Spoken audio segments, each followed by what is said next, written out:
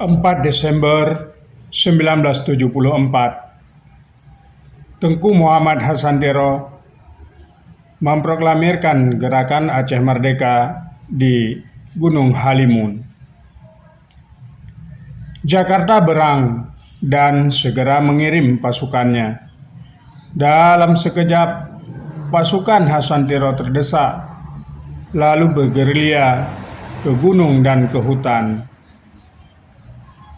Namun, para petinggi Republik Indonesia paham betul bahwa roh perlawanan Aceh yang sesungguhnya ada dalam diri Tengku Muhammad Daud Bereh.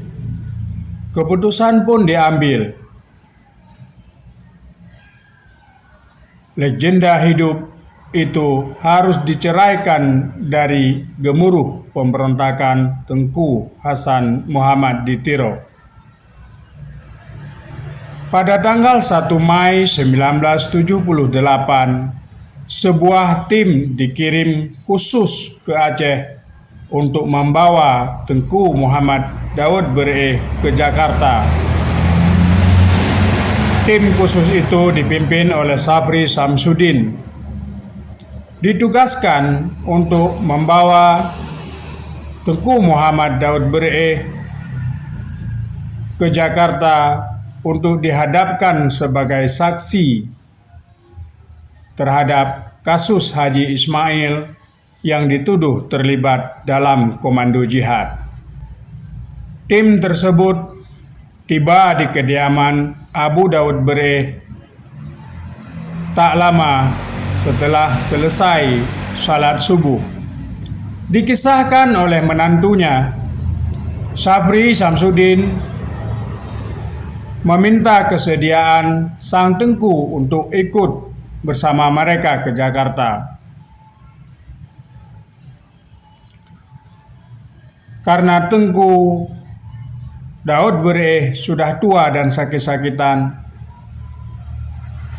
beliau tentu keberatan untuk dibawa ke ibu kota Republik. Beliau tidak bersedia dan beliau mau bersaksi di Aceh saja. Sabri Samsudin dan timnya, mereka lalu memegang kaki dan tangan Tengku Muhammad Daud Bereh. Salah satu dari anggota tim tersebut menyuntik obat bius, tetapi karena sang Tengku bersikeras dan memberontak, jarum suntik pun patah. Darah bercecer dan membasahi baju Abu Daud Bereh. Daud Bereh yang sudah terkulai lemas lalu dilarikan dengan jeep menuju helikopter yang sudah disiagakan. Ia pun dibawa ke Medan lalu dibawa ke Jakarta. Sabri Samsudin sendiri mengakui memang dialah yang memimpin tim itu untuk mengambil paksa Daud Bereh.